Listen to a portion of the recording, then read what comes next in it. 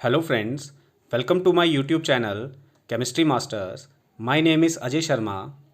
अपने previous video में हमने केमिस्ट्री का 12th क्लास का सिलेबस डिस्कस किया था और आज हम केमिस्ट्री का चैप्टर सॉल्यूशन स्टार्ट करेंगे. चैप्टर स्टार्ट करने से पहले हम देख लें कि इसमें हमने कौन कौन से टॉपिक्स जो हैं वो कवर करने हैं.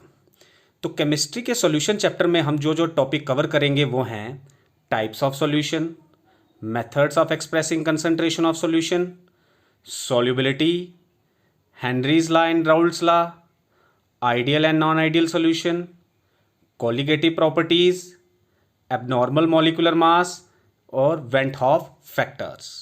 और ये जो चैप्टर है सिलेबस में 5 मार्क्स का है. तो let's start with the definition of solution. तो सॉल्यूशन जो है it is A homogeneous mixture of 2 और मोर कंपोनेंट्स. सॉल्यूशन को होमोजीनियस मिक्सचर कहा गया है 2 या 2 से ज़्यादा कंपोनेंट का. अब यहाँ पर जो टर्म है होमोजीनियस मिक्सचर, इसका मतलब क्या है? आपको पता ही है कि मिक्सचर 2 टाइप के होते हैं. एक होते हैं होमोजीनियस और एक होते हैं हिट्रोजीनियस. आप स्क्रीन पर देख सकते हो मैंने 2 एग्जांपल्स दी हुई हैं. एक होमोजीनियस की है और एक हिट्रोजीनियस की है. तो होमोजीनियस मिक्सचर में अगर आप देखेंगे तो एक गिलास है, गिलास में हमने शुगर और वाटर का सॉल्यूशन बनाया हुआ है. अब आप यहाँ पर ध्यान से देखेंगे कि यहाँ पर अगर हम कोई भी सैंपल अगर वाटर का यहाँ से लें या यहाँ से लें तो वहाँ पर उस सैंपल में कंपोजिशन और प्रॉपर्टीज़ एक जैसी होंगी. मगर दूसरी एग्जांपल में अगर हम सैंपल यहाँ से लें और सैंपल यहाँ से लें तो वहाँ पर जो प्रॉपर्टीज़ हैं वो एक जैसी नहीं होंगी. तो यही डिफरेंस बताती हैं होमोजीनियस और हिट्रोजीनियस के बीच में.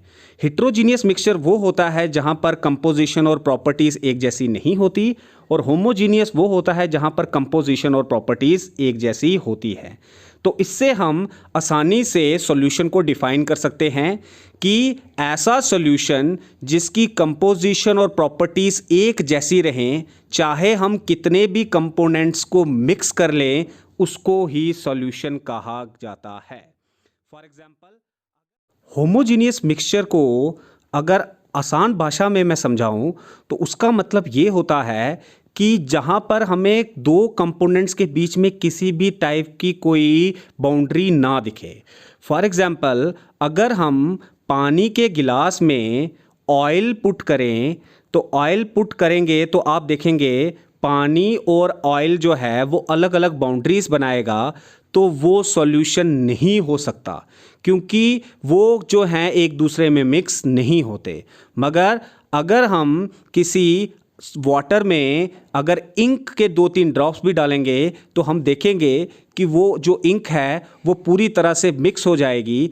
तो इसलिए वो जो बनेगा उसमें किसी भी टाइप की कोई बाउंड्री देखने को नहीं मिलेगी. इसीलिए वो जो इंक इन वाटर होगा वो सॉल्यूशन होगा, but oil is water in water is not a solution.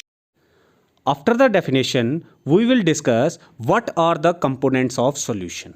Solution में जो components हैं वो कौन कौन से होते हैं. तो there are 2 major components of solution which are known as solvent and solute. तो solution के 2 components हैं जिनको solvent कहते हैं और solute कहते हैं.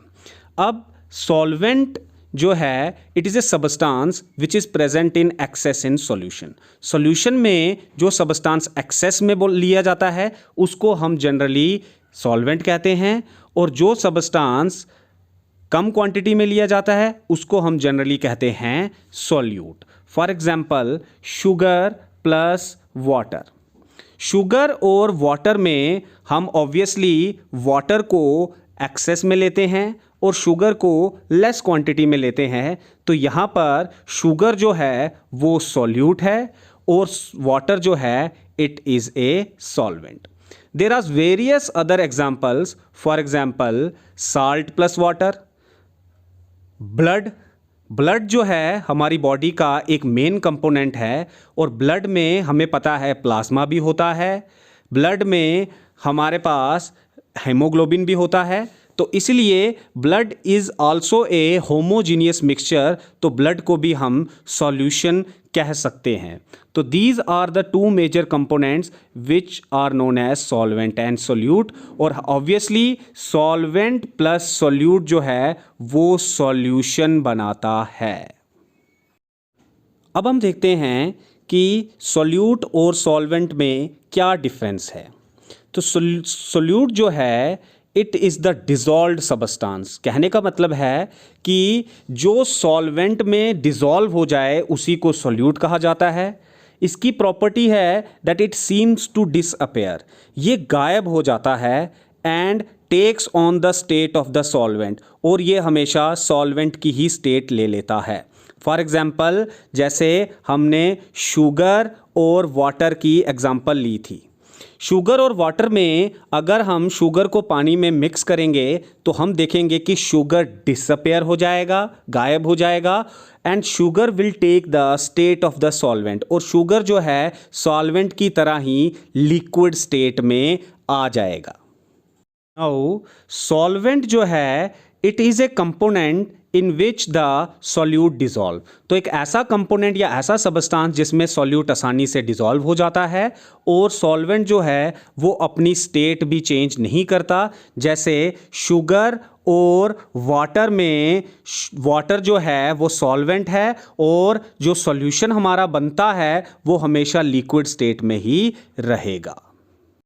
पर बच्चों के माइंड में ये क्वेश्चन अराइज हो सकता है कि अगर हम दोनों ही सबस्टांस एक ही स्टेट में लें तो क्या वो सॉल्यूशन बन सकता है। फॉर एग्जांपल अगर मैं अल्कोहल और वाटर दोनों के दोनों ही लिक्विड स्टेट में हैं, और अगर मैं दोनों को मिक्स करूं तो क्या कौन सा सॉल्वेंट होगा और कौन सा सॉल्यूट होगा। तो यहाँ पर जो भी चीज़ दोनों में से जो भी सबस्टांस आप एक्सेस क्वांटिटी में लेंगे वही हमारा सॉल्वेंट होगा।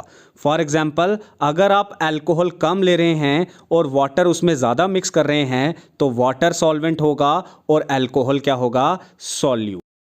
सो when both solute and solvent have the same state, the solvent is the component present in highest percentage। तो जब भी हम ऐसा solute और solvent लेंगे जिनकी state same होगी तो उसमें solvent वो होगा जिसकी percentage ज़्यादा होगी। And solution in which the solvent is water are called aqueous solution. तो ऐसे सॉल्यूशन जिनमें सॉल्वेंट हम वाटर यूज़ कर रहे हैं उनको एक्वस सॉल्यूशन कहा जाता है, और जिनमें वाटर हम एज ए सॉल्वेंट नहीं लेते उनको नॉन एक्वस सॉल्यूशन कहा जाता है। एक मिसकंसेप्शन हमेशा बच्चों के दिमाग में रहती है कि सॉल्यूशन का मतलब लिक्विड सॉल्यूशन ही होता है, पर ऐसा नहीं है। सॉल्यूशन बहुत सारे टाइप्स के होते हैं और वो डिपेंड करते हैं कि हम उसमें सॉल्वेंट कौन सा यूज़ कर रहे हैं। यहाँ पर मैं दो एग्जांपलें देता हूँ, जैसे गैसियस सॉल्यूशन, कि जहाँ पर सॉल्यूट भी गैस हो और सॉल्वेंट भी गैस हो। तो ऐसे सॉल्यूशन की एग्जांपल हो गई जैसे एयर। एयर में आप देखेंगे ऑक्सीजन, कार्बन डाइऑक्साइड, नाइट्रोजन और भी बहुत सारी गैसेस जो हैं वो मिक्स होती हैं, मगर वहाँ पर आप बाउंड्री लाइन अलग अलग नहीं देखते कि कहाँ पर नाइट्रोजन है, कहाँ पर ऑक्सीजन है।